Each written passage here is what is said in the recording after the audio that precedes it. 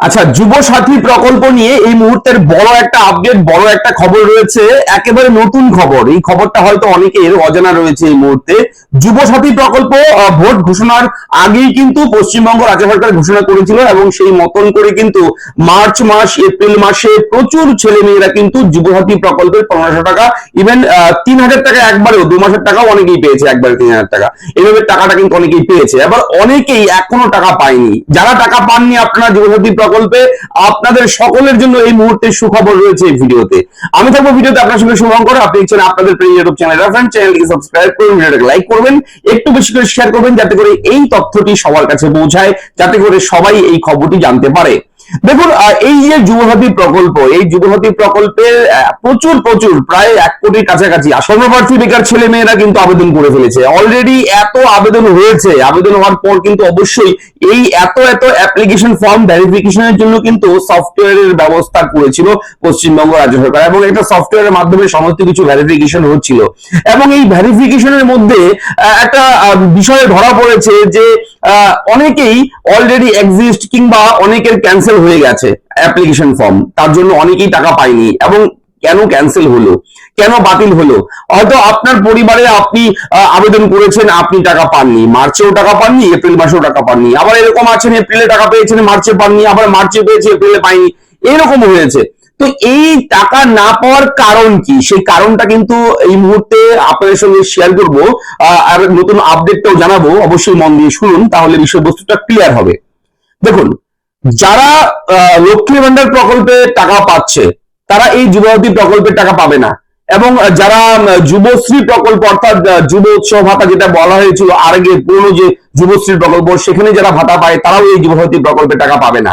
কিংবা যারা pension holder রয়েছে তারা টাকা পাবে না, যাদের সরকারি চাকরি রয়েছে তারা টাকা পাবে না। তো এরকম বিভিন্ন গাইডলাইন, বিভিন্ন নিয়ম রয়েছে এই যুবসাথী প্রকল্পের, এবং এই নিয়মের মধ্যে পড়ে যাচ্ছে অনেকেই একটা ভুলের জন্য।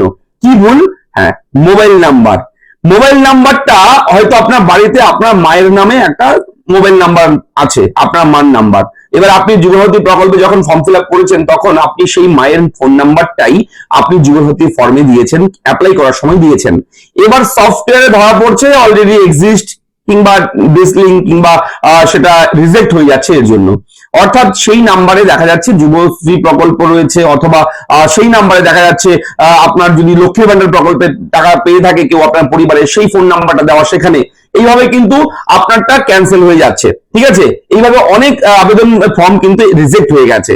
এবার তারপর যখন সরকার দেখলো যে না, যে আবেদন করেছে সে অ্যাকচুয়ালি বেকার, আপনি আবেদন করেছেন, আপনি অ্যাকচুয়ালি পাওয়ার যোগ্য, কিন্তু ফোন নাম্বারটা মায়ের দিয়েছেন, বোনের দিয়েছেন, ঠিক আছে, তার জন্য হয়তো সে লক্ষ্মী ভান্ডার পাচ্ছে, সেই নাম্বার দেওয়া, সেই কারণে সেই ফোন নাম্বার দেওয়ার জন্য সেই ছেলেটি, বাড়ির ছেলেটি, হয়তো আপনি সেই যুব সাথী প্রকল্পের টাকা পাচ্ছেন না। তো এটা একেবারে পরিবর্তন করে দেওয়া হয়েছে এখন একটা সিস্টেম, নতুন সিস্টেম। সেটা হচ্ছে যুবসাথী প্রকল্পে এবার মোবাইলের মাধ্যমে ভেরিফিকেশন তারা করছে না। সরকারি যারা দপ্তরে রয়েছেন, যারা ভেরিফিকেশন করছে, মোবাইল নাম্বার দিয়ে ভেরিফিকেশন করছে না, সেটা চেঞ্জ করে এখন আধার বেসড ভেরিফিকেশন শুরু করেছে। অর্থাৎ একজনের নামে আধার কার্ড একটাই হয়, এবার আপনার মায়ের আধার কার্ড আলাদা, আপনার আধার কার্ড আলাদা, এটাই স্বাভাবিক। কিন্তু ফোন নাম্বার একটা পরিবারে একটাই থাকতে পারে, দুটো থাকতে পারে, একটাও থাকতে পারে, সেই ফোন নাম্বার সব জায়গায় হয়তো ইউজ হচ্ছে। সেই কারণে এখন আধার বেসড ভেরিফিকেশন শুরু করেছে যুবসাথী প্রকল্পে। তো এবার কি হচ্ছে, এবার কিন্তু সেই আধার কার্ডের মাধ্যমে ভেরিফিকেশন হবে। সেহেতু আধার কার্ড ইনপুট করার সঙ্গে সঙ্গে দপ্তরে সরকারি আধিকারিক যে আপনি অন্য কোনো সরকারি প্রকল্প কোন কোন স্কিমে সুবিধা নিচ্ছেন সেগুলো দেখে বিচার বিবেচনা করে যদি দেখে হ্যাঁ আপনি যোগ্য যুবসাথী প্রকল্পের, তারপর আপনার অ্যাকাউন্টে কিন্তু টাকাটা দিয়ে দেবে। অর্থাৎ আগামী মাসে, এই মাস তো প্রায় শেষের দিকেই, 28 তারিখ আজকে, তো এই মাস শেষের দিকেই 29 তারিখ, 30, আগামী মে মাস থেকে কিন্তু প্রচুর প্রচুর যুবসাথী প্রকল্পের টাকা রিলিজ করা হবে। যারা টাকা পাচ্ছে না, যারা টাকা পেন্ডিং রয়েছে, আটকে রয়েছে, সেই সমস্ত টাকা কিন্তু মে মাস থেকে ক্লিয়ার হয়ে যাবে। মে মাস থেকে একদম সবাইকে টাকা দেওয়া শুরু করবে। তো এই হচ্ছে আপডেট এই মুহূর্তে। ইউটিউবে এই আপডেটটা আমি অনেক সার্চ করলাম, অনেক কিছু দেখলাম, কোথাও পেলাম না। যাই হোক, আপনাদের হয়তো এই আপডেটটা নতুন লেগেছে। হ্যাঁ, একেবারেই নতুন আপডেট, নতুন খবর আমরা আপনাদের জন্য প্রোভাইড করলাম। তাই চ্যানেলটাকে সাবস্ক্রাইব করুন, ভিডিওটাকে একটু শেয়ার করবেন। আপনাদের বিভিন্ন গ্রুপ আছে যুবসাথী নিয়ে, অলরেডি বিভিন্ন হোয়াটসঅ্যাপ গ্রুপ তৈরি হয়ে গেছে, এটা খুব ভালো উদ্যোগ। যারা যারা এই গ্রুপগুলো বানাচ্ছেন যুবসাথী প্রকল্প নিয়ে, খুব ভালো পজিটিভ বিষয় রয়েছে এখানে। আমার খুব ভালো লাগে এই বিষয়গুলো। একটা প্রকল্পের সমস্ত খবর, সমস্ত তথ্য, মানুষকে কেউ কাউকে সাহায্য করা, এগুলো খুব ভালো। আপনারা এই ভিডিওটা একটু শেয়ার করে দেবেন সেই সমস্ত গ্রুপে, যাতে করে সবাই এই বিষয় জানতে পারে। তো ভালো থাকবেন, দেখা হচ্ছে পরবর্তী নেক্সট ভিডিওতে। ধন্যবাদ।